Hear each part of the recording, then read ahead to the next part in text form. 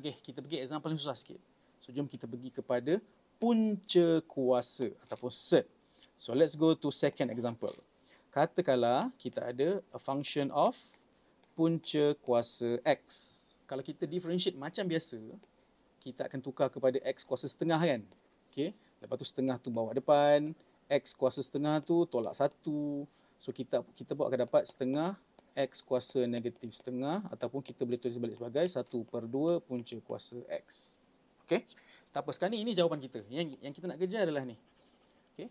So, our final answer is 1/2 set X. So, make sure bila kita buat first derivative ni, kita dapat jawapan macam itulah. Maka, Fx plus H adalah punca kuasa X tambah H. Okay. So, kita pun plug in lah benda tu ke dalam formula tadi.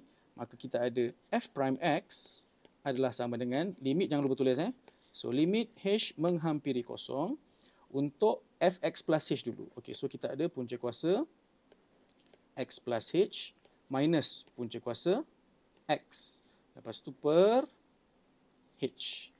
Okey. So, isu dia masih sama. Kita takkan boleh apply limit H menghampiri kosong ni directly sebab dia akan menyebabkan bawah tu jadi kosong.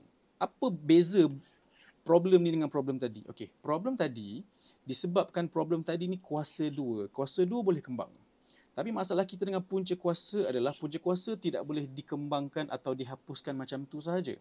So apa kita akan buat? Kita akan rationalize dia dengan menggunakan conjugate. Alright. So untuk conjugate ini kita akan pakai, okay, saya kebawahkan sikitlah bagi ada ruang sikit So untuk kita menghapuskan punca kuasa ini, kita boleh pakai conjugate dan conjugate-nya adalah, so basically kita ambil sebiji je macam ni.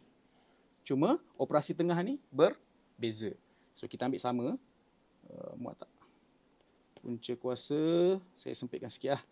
X tambah H, lepas tu ni pun sama punca kuasa X. Bawah pun sama juga. Tapi ni tambah Okay. Kan kita dah ada minus kat sini, so kat sini adalah plus. So belah bawah pun sama sahaja.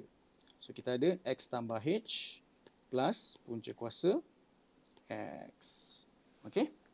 So, sekarang kita akan mendarabkan ini dengan ini serta ini dengan ini. Okey. So, saya ajar sikit nak darab cara laju ni macam mana. Okay. So, macam ni Limit jangan lupa tulis. So, limit H menghampiri kosong. Dia kan selagi kita tak apply limit tu, kita sentiasa kena keep on writing that. Okey, biarkan je limit H approaching 0 tu. Okay, sekarang kita pergi pada ni Ni benda ni. Okey, saya pergi bawah dulu lah kot, bawah dulu. So untuk bawah ni kan, anda tak perlu nak kembangkan pun. Biarkan je H tu kat luar, darab dengan the whole thing ni kat bawah. Okey, so bawah tu maintain je lah. Maknanya dia akan jadi H. Lepas tu dia darabkan dengan punca kuasa X tambah H tambah punca kuasa X. Biar je macam tu. Okey, atau kalau awak nak keluarkan dia di 1/H pun terpulang. Okay, tapi yang penting awak tak perlu nak darab masuk. Biarkan je macam tu. Cuma yang kat atas ni. Okay, untuk yang kat atas ni saya ajar tips sikit. Okay, bila kita darabkan something dengan conjugate, kita tak perlu nak buang masa nak darab satu-satu and then satu-satu. Tak payah. Okay, kita just fokus macam ni. Untuk ni saya pergi page sebelah lah. Katakanlah kita ada X plus 1 darab dengan conjugate dia iaitu X minus 1. Okay. So, kalau kita guna traditional way of pengembangan, expansion, kita akan buat macam ni kan. X darab X dulu, so dapat X square. Lepas tu X darab negatif 1, so dapat negatif X. And then, positif 1 darab X, dapat positif X. Positif 1 darab negatif 1, dapat negatif 1. So, last sekali dapatlah X square minus 1. Okay, kat sini kita nampak benda tengah ni terhapus tau. Benda tengah ni dapat dari mana? Dapat daripada yang saya highlight ni. Ni. Meaning that kita tak perlu bother pun nak concern kepada tengah-tengah punya parts tu. So apa yang kita boleh buat untuk shortcut benda ni simple je. Okay. So kita buat macam ni instead. Kalau kita ada X plus 1 darab X minus 1. Ingat ini hanya terpakai untuk conjugate saja. Okay. Maknanya X minus 1 ni adalah conjugate kepada X plus 1. So cara cepat untuk kita darab adalah kita just fokus kepada ni dengan ni. Okay. X darab X dapat apa? X square. Lepas tu kita fokus kepada positif 1 darab negatif 1. So, akan dapat negatif 1. Dah. Siap. Okey? Boleh Alright, sekarang kita apply knowledge yang ini kepada ini. So maknanya apa yang kita ada adalah first kita ada ini darab ini. Bila kita ada tu dengan tu, ringkasnya lah saya tulis dan saya akan padam balik. Ringkasnya kita sebenarnya ada apa tau? Kita ada punca kuasa X plus H kuasa 2. Okay, lepas tu tolak kita ada punca kuasa X kuasa 2. Okey, so nampak tak dekat sini sebenarnya kuasa 2 ni menghapuskan punca kuasa ni. Ini pun sama juga.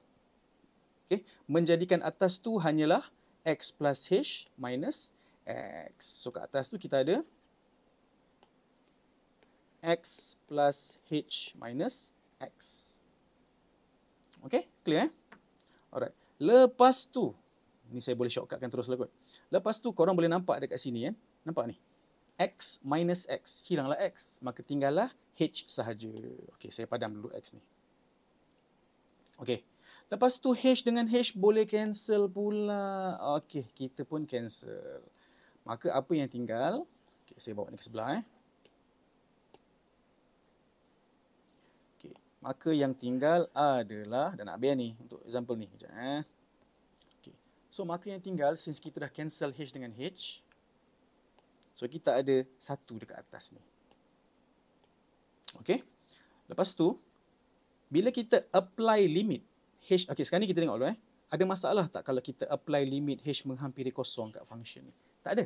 Sebab kalau kita apply H 0 kat sini, dia tak akan menyebabkan pembawah tu jadi kosong terus. Dia ada something else. So dia bukan kosong kat bawah kan. So when we apply the limit, kita dapat 1 per. Nampak tak bila saya apply limit saya dah buang limit tu. Okey, limit tu tak nampak dah. Okay, jadi kita ada 1 per punca kuasa X. Okay, sebab H kat sini dah hilang kan. Ni part ni dah hilang dah. Okay, maka tinggallah 1 per punca kuasa X tambah punca kuasa X. So kita dapat 1 per. Since kita ada punca kuasa X tambah punca kuasa X, ada 2 lah. Which means kita ada 1 per 2 punca kuasa X. Sama tak dengan tadi? 1 per 2 punca kuasa X? Sama. So begitulah caranya. Okay, clear?